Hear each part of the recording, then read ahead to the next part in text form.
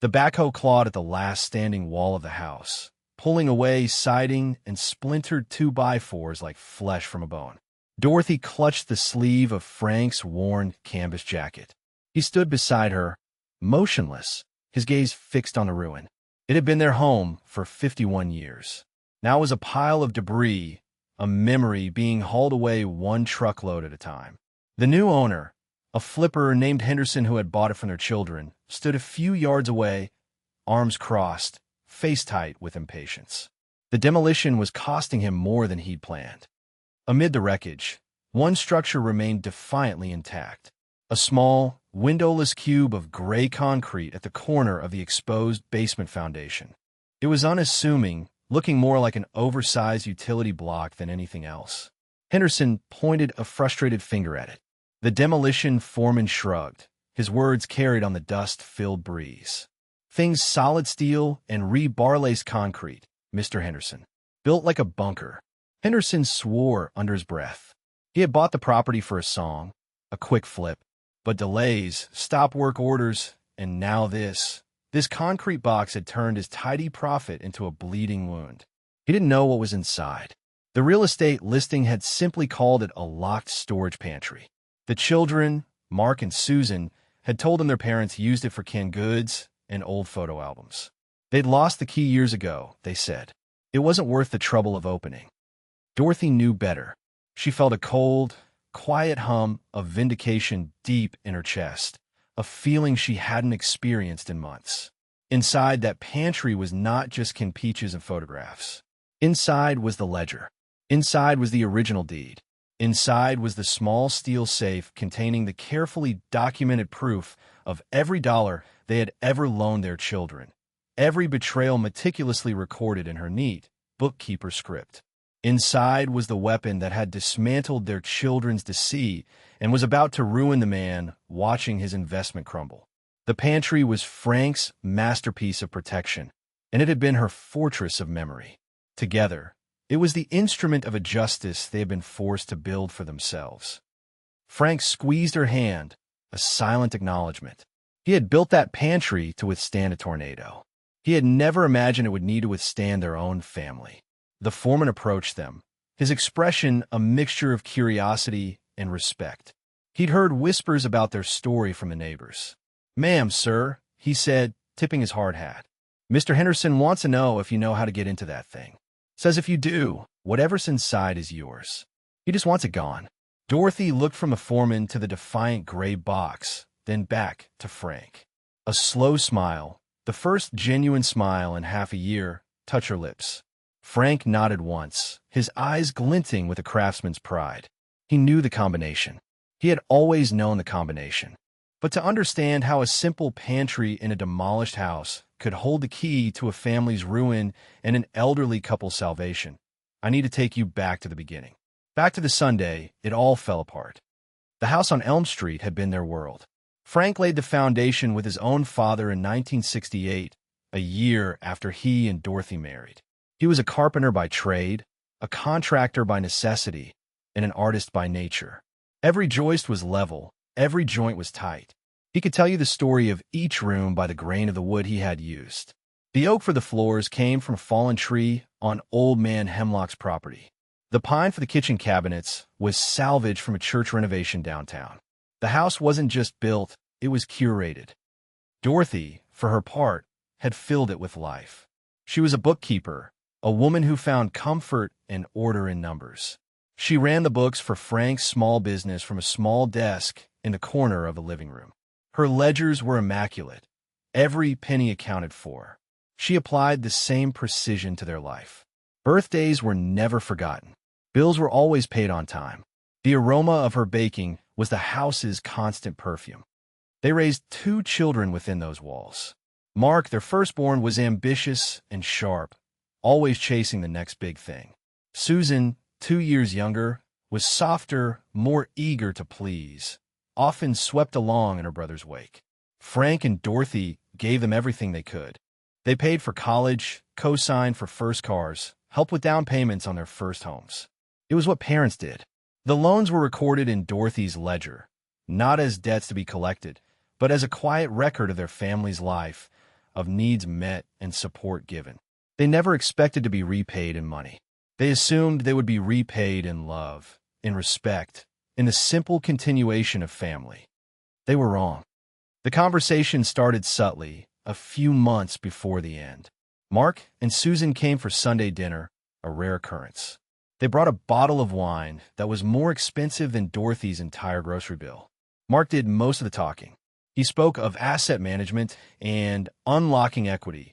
He used phrases that felt alien in their comfortable, lived-in home.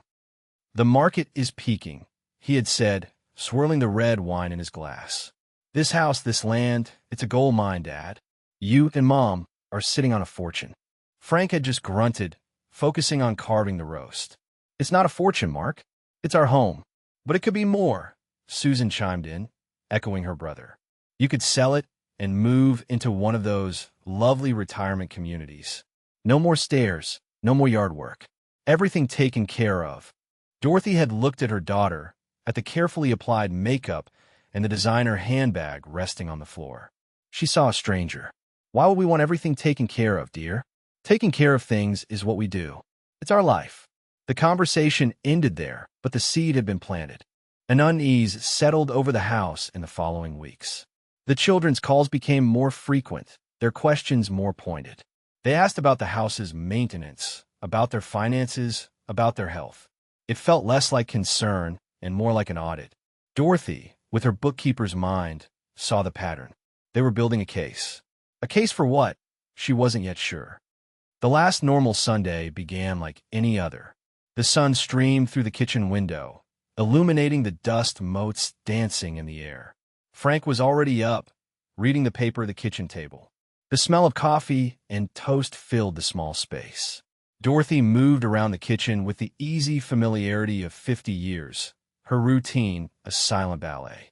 They spoke in the shorthand of a long marriage, sentences started by one and finished by the other. "Paper says rain this afternoon. I'll cover the tomatoes.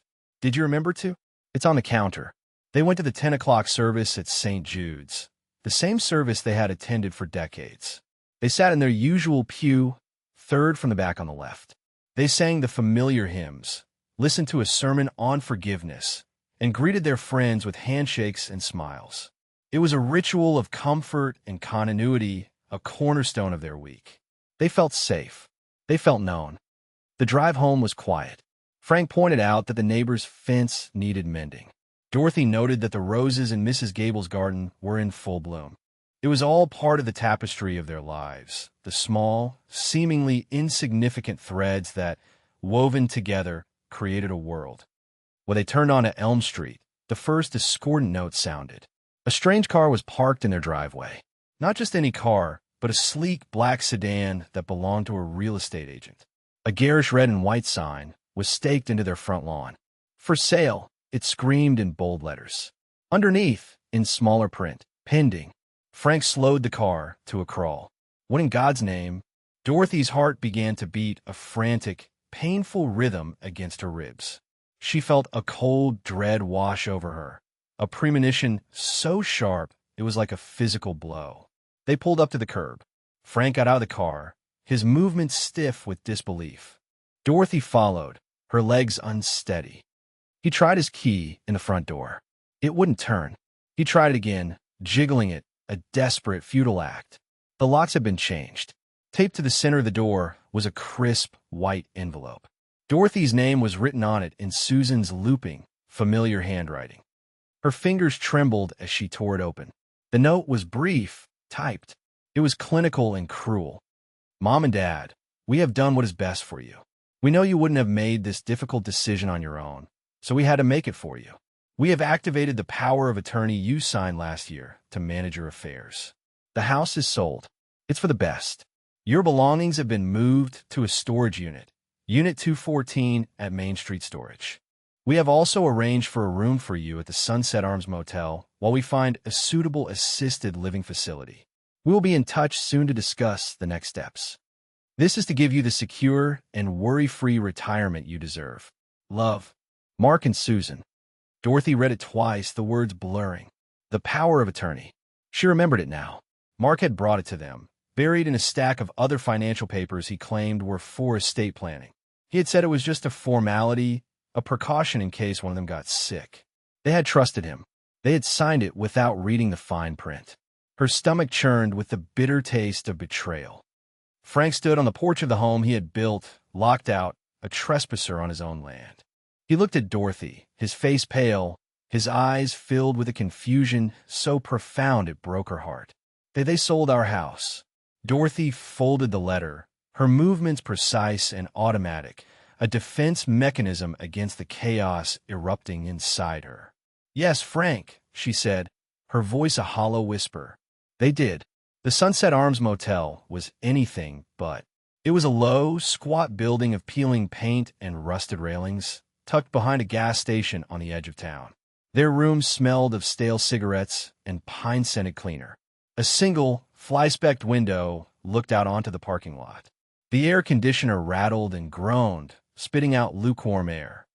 They sat on the edge of the two sagging twin beds, the silence in the room a heavy, suffocating blanket. Frank stared at the faded floral pattern on the bedspread, his big, capable hands resting uselessly on his knees. These were hands that had built a house, fixed engines, and held his children. Now they were still. Dorothy, ever the pragmatist, had insisted they go to the storage unit first. It was a sterile, soulless place, a grid of corrugated metal doors. Unit 214 was packed to the ceiling. Their lives, furniture, clothes, photo albums, dishes, had been unceremoniously dumped inside, a jumble of memories wrapped in plastic. They had pulled out 2 suitcases with enough clothes for a few days and the small lockbox where Dorothy kept their emergency cash. There was $742 inside. That was all they had. Their bank accounts, their pensions, their Social Security, it was all tied to the paperwork their children now controlled. They were adrift. The first night in the motel was the longest of Dorothy's life. Every creak of the building, every passing truck on the highway, was an assault on her senses. Frank barely moved, lost in a state of shock. Dorothy lay awake, staring at the water-stained ceiling, her mind racing. The betrayal was a physical thing, a shard of glass in her chest. It wasn't just the house. It was the violation. Their children had looked at them, their parents, and seen not people to be loved and respected, but a problem to be managed, an asset to be liquidated. They had been rendered invisible, their lives and desires erased by a single, fraudulent document. The next morning, they went to the police. The officer at the front desk was young, with a bored, indifferent air. He listened to their story with a practiced patience, his pen tapping a rhythmic beat on his notepad. "Power of attorney, you said?" he asked, not looking up. "Yes," Dorothy said, trying to keep her voice steady. "But we didn't understand what we were signing. Our son, he misled us." The officer sighed. "Ma'am, that's a civil matter, not a criminal one. You need to hire a lawyer." "We can't afford a lawyer," Frank said, his voice rough. "They've taken control of our money." The officer gave them a look of mild pity. "I'm sorry to hear that, but there's nothing we can do. It's a family dispute. A family dispute." The phrase was so small, so inadequate for the chasm that had opened up in their lives. They walked out of the police station into the harsh sunlight, feeling smaller and more powerless than ever. The system, the very institution meant to protect them, had turned them away with a shrug. They were on their own. The days that followed blurred into a grim routine. They ate cheap meals from the vending machine or the diner next door. They watched daytime television with the sound off. They spoke little. The grief was too large for words. Frank seemed to be shrinking, the vitality draining from him. He spent hours just sitting, staring out the window at the endless parade of cars. Dorothy watched him, her heart aching. She saw the carpenter without his tools, the husband without his home. He was a man unmoored. For her, the inaction was a torment. Her mind, so used to order and calculation, was spinning in a void of helplessness. Despair was a tide, pulling her under. She would wake in the middle of the night, gasping for air, the reality of their situation crashing down on her anew. They were 74 and 76 years old. They had worked their entire lives, saved their money, raised their family. And for what? to end up in a rundown motel discarded by their own children, with less than $500 to their name. This was their low point, the bottom, a place of profound vulnerability and invisibility. They were just another elderly couple who had fallen through the cracks, a statistic in a world that had moved on without them. It was on the fourth night, as Frank slept a fitful, shallow sleep, that the spark ignited in Dorothy's mind. She was lying in the dark, her thoughts a relentless inventory of their losses. The house, the money, the trust, the future. She traced the lines of their life backward, room by room, year by year. She thought of the living room, where they'd brought Mark home from the hospital. She thought of the backyard, where Susan had learned to ride her bike. She thought of the kitchen, the heart of the home, filled with the ghosts of 1,000 family meals. And then her mind drifted downward to the basement, to the cool, damp smell of concrete and earth, to Frank's workshop in the far corner, the neat rows of tools on the pegboard, and to the other corner, behind the furnace. The pantry. It wasn't just a pantry. Frank had built it in the early 80s, after a series of tornadoes had swept through the county. He had seen the devastation on the news. Homes splintered into matchsticks, lives scattered to the winds. He had come home that night with a determined look in his eye. "We need a safe place," he had said. "A place for us, and for the important things." He had spent the next 3 months working on it. He dug the foundation deeper, poured concrete walls a foot thick, laced with a grid of steel rebar. He'd found a heavy industrial steel door at a salvage yard and fitted it with a complex combination lock. Inside, he built sturdy wooden shelves. To everyone else, it was the storm pantry, a place for canned goods, water, and flashlights. The children used to joke about it, calling it Dad's folly. They had no idea of its true purpose. Dorothy knew. It was their vault. It was where they kept the things that mattered. The original, hand-drawn blueprints for the house. Their marriage certificate. Their birth certificates. And on the top shelf, in a fireproof box, was the original deed to the house, free and clear, signed and dated 1972. Next to it sat her old accounting ledgers, a complete financial history of their lives, including every check written to Mark and Susan, annotated in the margins with notes like "for-car repair" or "help with mortgage." And in the corner, behind the boxes of photo albums, was a small, heavy safe bolted to the floor. Inside was $3,000 in emergency cash, her mother's jewelry, and Frank's father's pocket watch. A jolt went through her, sharp and electric. Hope. The children had sold the house, but they hadn't sold the pantry. They didn't know how to open it. They didn't know what was inside. In their greedy, careless rush, they had overlooked the one thing that could undo them. They had left the weapon behind. Dorothy sat up in bed, her mind, for the first time in days, clear and sharp. The fog of despair began to lift, replaced by the cold, clean light of calculation. She was a bookkeeper. Her life was about building cases, about balancing accounts. The account of their life was severely out of balance. It was time to correct it. She reached over and gently shook Frank's shoulder. He woke with a start, his eyes wide with confusion in the dim light of the motel room. "Frank," she said, her voice low but firm, filled with a new and unfamiliar energy. "Wake up. I have an idea." She laid it all out for him, her words coming in a torrent. The pantry, the deed, the ledgers, the safe. He listened, his expression shifting from weary confusion to cautious interest. The builder in him understood the language of foundations and fortifications. He knew the strength of what he had built. "They can't get in," he said, his voice raspy. "Not without a cutting torch and a lot of time. That door is solid steel." "Exactly," Dorothy said. "And they don't have time. Mark's note said the sale was pending. That means it's not final. And the new owner, whoever he is, want to get in there. He'll want to know what's in his house." "It's not his house," Frank said, a flicker of the old fire in his eyes. "Not yet. The deed is in that pantry, Frank. Our deed. That's the proof. The ledgers are the proof of their motive, of the money they took from us for years. It's all there. It's our case, locked in a concrete box in our own basement." The despair that had settled over him like a shroud began to recede. He sat up straighter. He looked at his wife, at the fierce intelligence burning in her eyes, and saw the Dorothy he had married. The woman who could find order in any chaos, who could balance any book. "But how we get to it?" he asked. "We're locked out. We can't just walk in."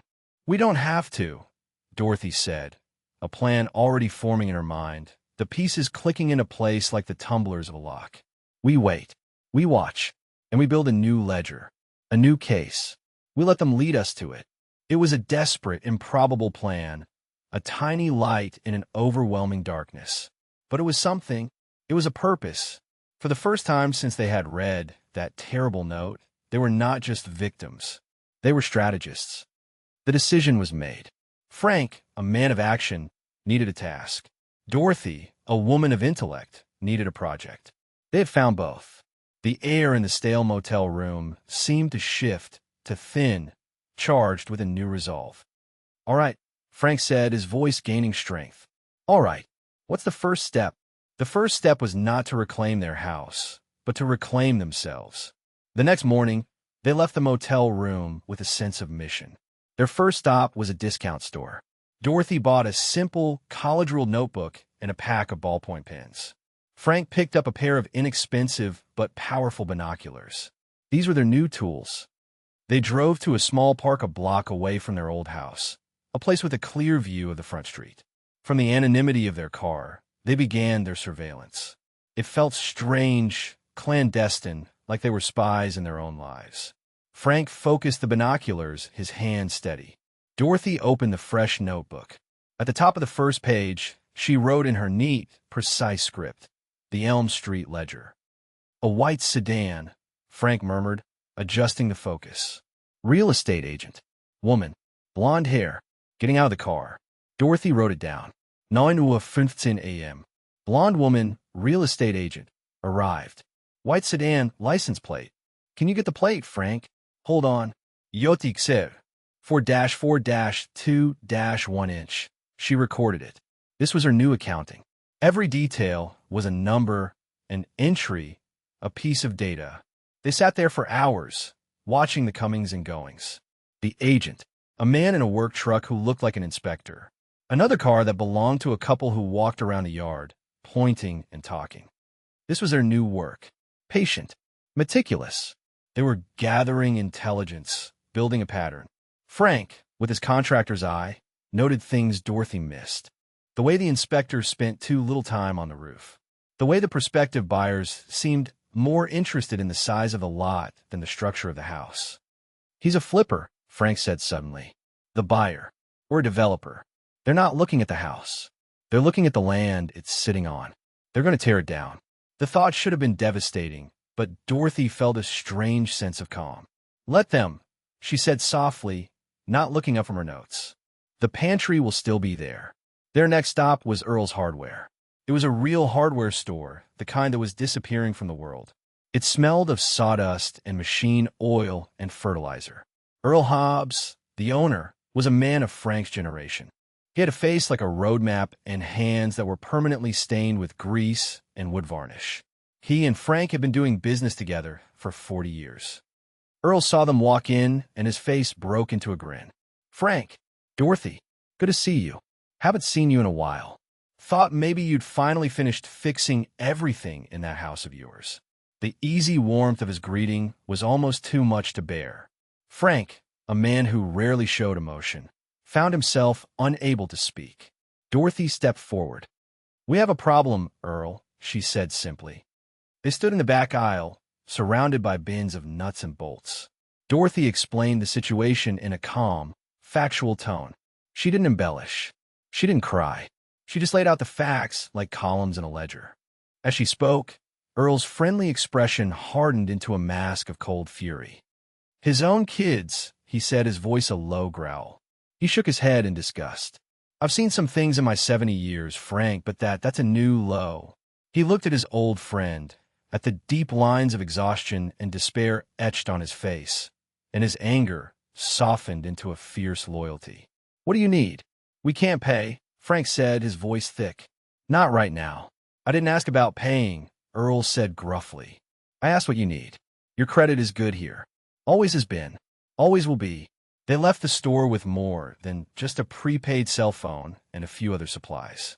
They left with the first flicker of external validation, the first confirmation that they were not crazy, that the injustice done to them was real and recognized. Earl's act of trust was a small but crucial piece of scaffolding as they began to rebuild their lives. He had also given them a vital piece of information.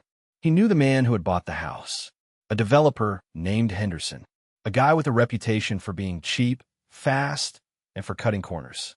He buys old properties for the land value, Earl had explained, tears them down, and puts up 2 or 3 of those cheap modern boxes. He'll have to get permits from the county for demolition for the new construction. That's your leverage. That's your timeline. Back in the motel room, Dorothy's new ledger began to grow. She opened a new section, Henderson, Michael, developer. Underneath, she started a list of questions. What permits are required? Who is the inspector? What is the standard timeline? The motel room, once a cell of despair, was transforming into a headquarters, a war room.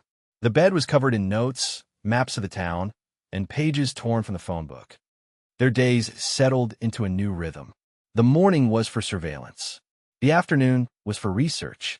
Dorothy, armed with her new cell phone, began making calls. She called the county clerk's office, the planning department, the code enforcement division. She didn't give her name. She was a concerned citizen, a curious neighbor. She asked questions, listened, and took meticulous notes. She learned about setbacks and easements and inspection schedules. She was learning the language of the system that Henderson had to navigate. Frank, meanwhile, focused on the physical site. He watched the work crews that started to arrive. He knew the trades. He could tell a good crew from a bad one just by the way they unloaded their trucks. Henderson's crews were bad. They were sloppy. They left debris scattered. Their work was fast but not clean. One afternoon, Frank saw them trenching for a new sewer line. He knew the code. He knew how deep that trench had to be. He watched them for an hour, then came back to the motel. They're only digging down 4 feet, he told Dorothy. Code in this county is 6 feet for the frost line. An inspector would shut them down in a heartbeat. The next morning, Dorothy made another anonymous call. Hello, code enforcement. I'd like to report a concern about the construction at 128 Elm Street. The sewer trench looks awfully shallow. 2 hours later, a county inspector's truck pulled up to the house. A man with a clipboard got out, took one look at the trench, and slapped a bright red stop work order sticker on the front window. Henderson arrived minutes later, his face purple with rage. From their car in the park, Dorothy and Frank watched the scene unfold. For the first time in weeks, Frank laughed. It was a short, rusty sound, but it was a laugh. A small victory. A tiny crack in the wall of their children's and Henderson's arrogance. They were no longer just watching. They were participating.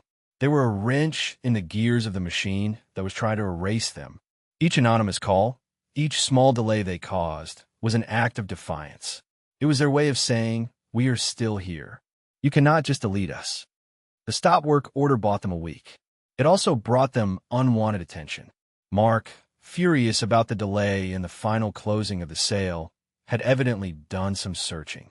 One evening, there was a sharp, angry knock on their motel room door.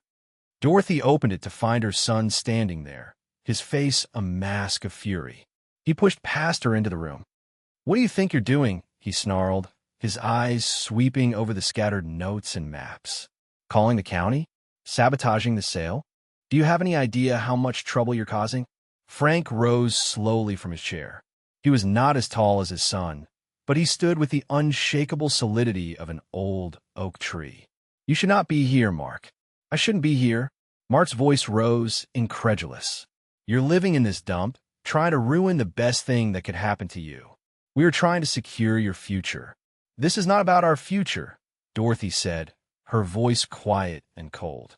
This is about your inheritance. You just decided to collect it early. The truth of her words struck him, and his anger flared to hide his shame. You're being selfish, and you're not thinking clearly. I'm starting to think we need to have you evaluated.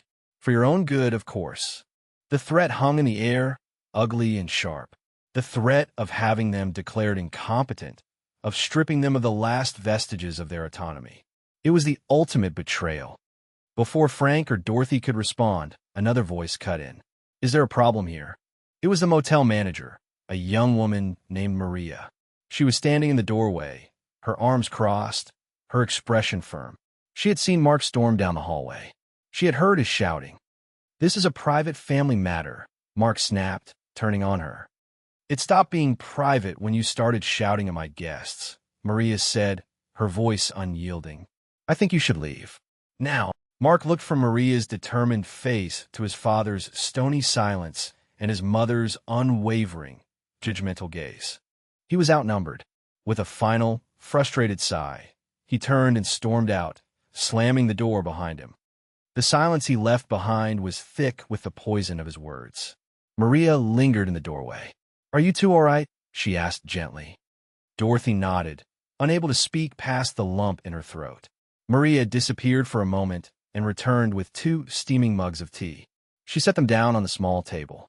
"My grandmother used to say, there's nothing a hot cup of tea can't make at least a little bit better." It was a simple act of kindness from a stranger, but in that moment, it felt like a lifeline. It was a reminder that the world was not entirely composed of people like their son. There was still decency. There was still compassion. The encounter with Mark, as painful as it was, had an unintended consequence. It solidified their resolve. The threat of being declared incompetent lit a new fire under them. They were no longer just fighting for a house or for money. They were fighting for their very identity, for their right to exist as capable, autonomous human beings. That night, Dorothy made another call. This one was different. She dialed a number she hadn't used in years. It was for her sister's daughter, Sarah, a bright young woman who had always been their favorite niece. They'd heard she had become a lawyer, an assistant district attorney, in fact. "Aunt Dorothy." Sarah's voice was warm with surprise. "It's so good to hear from you. How are you and Uncle Frank?" "Sarah, dear," Dorothy said, taking a deep breath. "We need your help.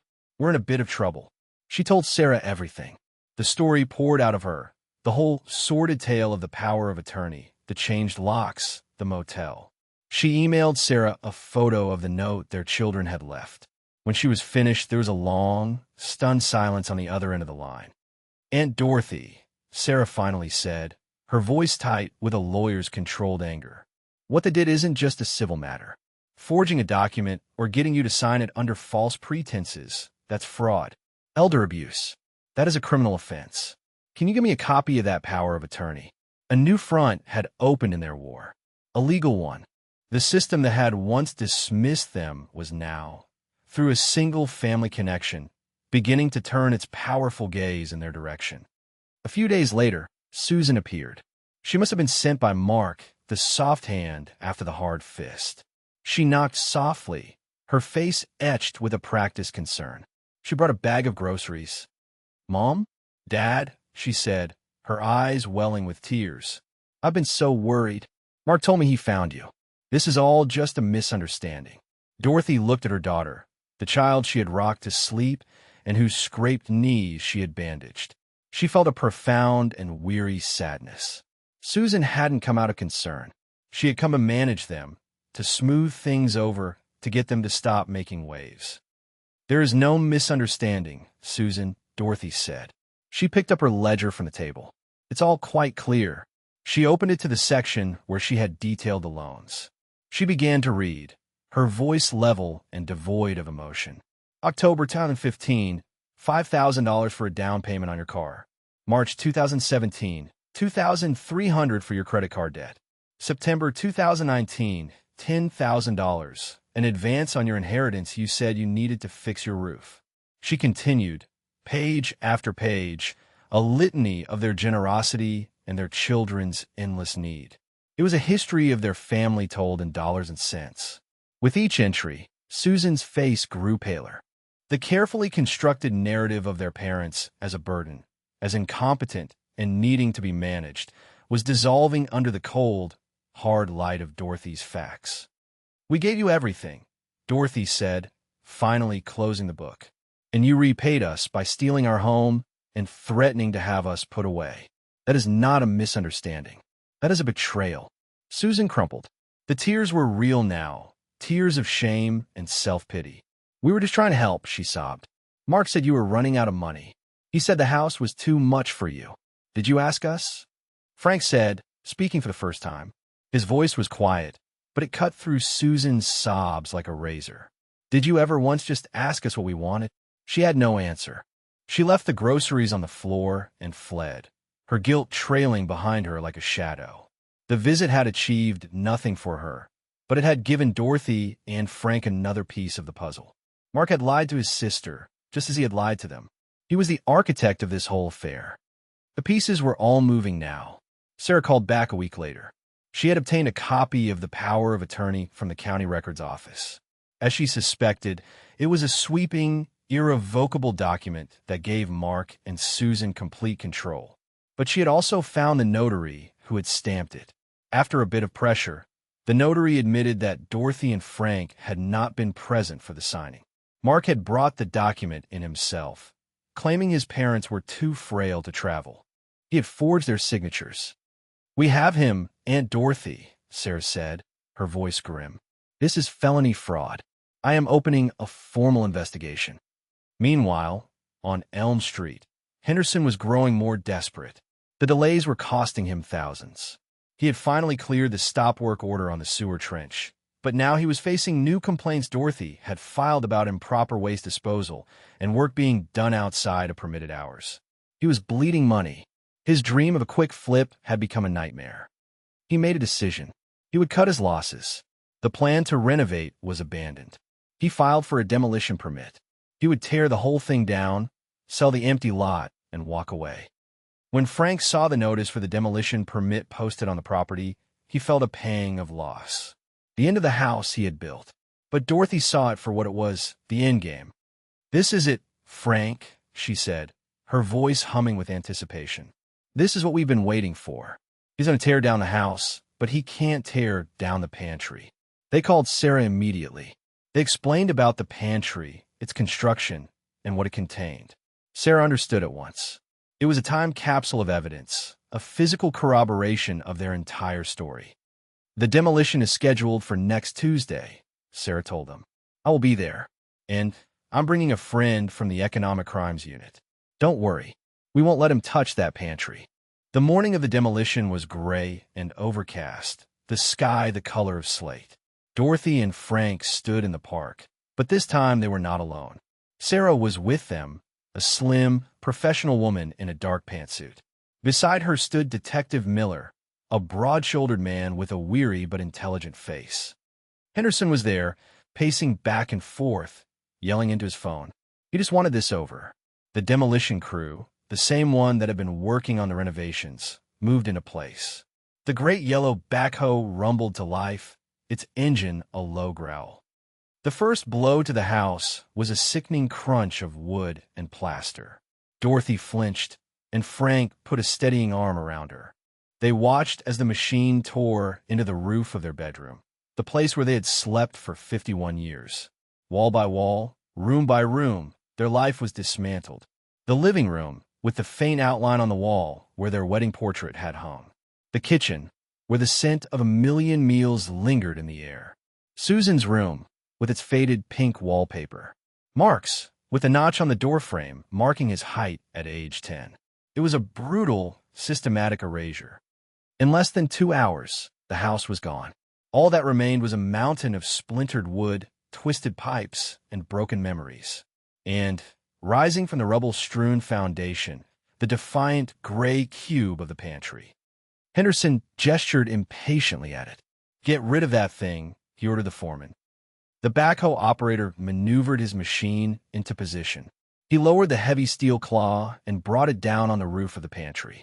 There was a loud clang of metal on concrete, and the claw bounced off, leaving nothing but a white scratch on the surface. He tried again, striking the side. Again, the same result. The pantry stood, impassive and immovable. The foreman walked over, kicking at the base of the structure. He looked at Henderson and shrugged. Things solid steel and rebar-laced concrete, Mr. Henderson. Built like a bunker. We'll need specialized equipment to break it open. A jackhammer, maybe a diamond blade saw. It'll take all day and cost you extra. Henderson's face, already flushed with anger, turned a shade darker. He was at the end of his rope. It was then that Sarah and Detective Miller chose to make their approach, with Dorothy and Frank following a few steps behind.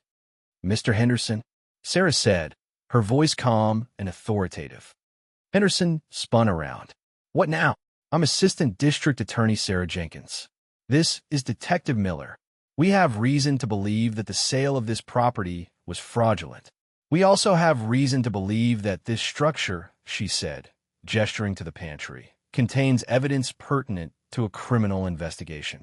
Henderson stared at her, then at Dorothy and Frank, comprehension dawning on his face. He saw the source of all his troubles, the anonymous calls, the endless delays. It was you 2-inch. We would like to open that structure," Detective Miller said, his voice flat. "We can get a warrant and have it opened by force, which will take time and may damage the contents. Or you can give us permission to open it now." Henderson looked at the pantry, at the detectives, and at the mounting costs of the demolition. He was done. "Fine," he spat. "Fine. Open it. I don't care what's inside. I just want it gone." He turned to the foreman. "You heard them. If they can get it open, whatever's inside is theirs. Just get it off my property." Detective Miller turned to Dorothy and Frank. "You said you could open it." Frank stepped forward. For the first time that day, a look of pride settled on his face. He walked up to the heavy steel door, brushing away the dust and grime from the combination dial. His fingers, thick and callous from a lifetime of work, moved with an old, familiar grace. He turned the dial. Right to 27. Left, past 27 to 14. Right to 38. There was a heavy, satisfying clunk as the tumbler aligned. Frank grasped the large lever handle and pulled. With a low groan of protesting metal, the heavy steel door swung inward, revealing the dark, cool interior. A hush fell over the small crowd. The demolition crew stopped their work to watch. Henderson stared, his mouth agape. Inside, the pantry was pristine. The air was cool and still. The sturdy wooden shelves were perfectly organized. There were boxes of photo albums, stacks of old records, and rows of canned goods, a silent testament to a life of preparedness. And on a main shelf, at eye level, sat the fireproof box and the stack of Dorothy's ledgers. Detective Miller stepped inside, using a flashlight to illuminate the space. He picked up one of the ledgers and flipped through the pages, his eyes scanning the neat columns of figures and notes. He looked at the fireproof box. "This is it?" he asked Dorothy. "The deed is in the box," she said, along with other papers. "The ledgers document 50 years of our finances, including every dollar we ever gave our children." Miller nodded slowly, a look of grim understanding on his face. "Ma'am, sir," he said, turning to them, "I think we have everything we need." The aftermath was swift and decisive. The evidence contained in the pantry was overwhelming. The original deed proved Frank and Dorothy's ownership.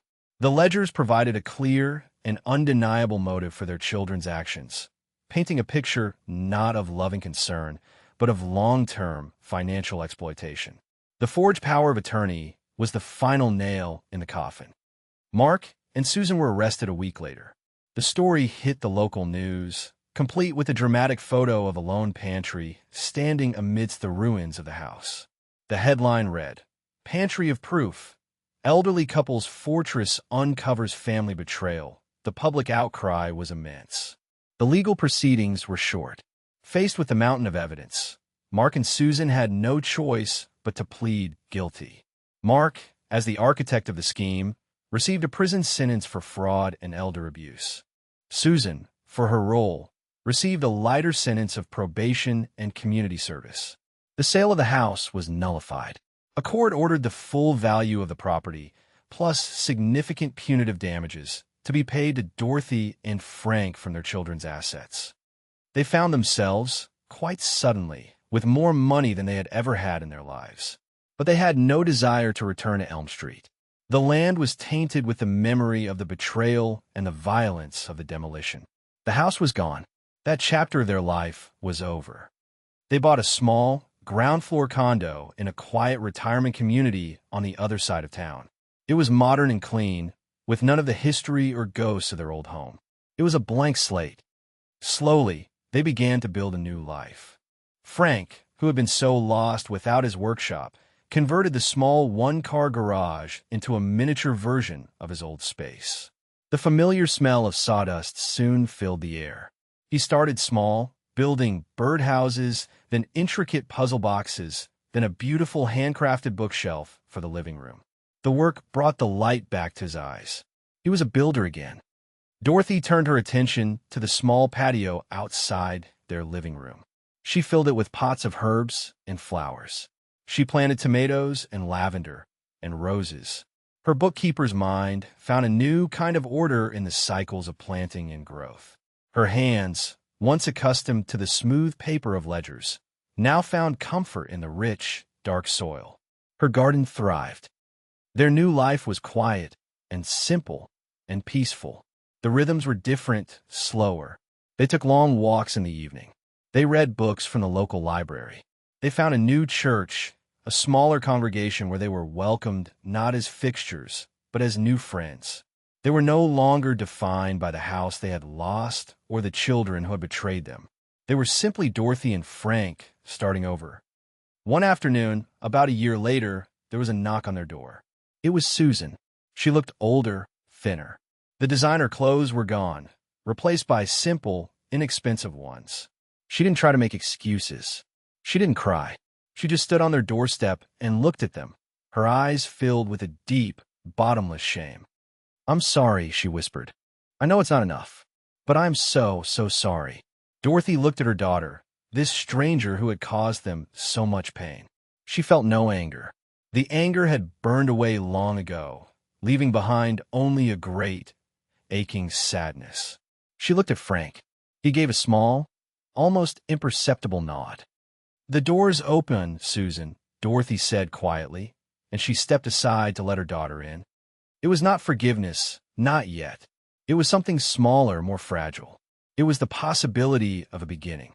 They sat in the living room and drank tea, the silence punctuated by awkward, halting conversation. Susan told them about her job at a diner, about her small apartment. She didn't ask for anything.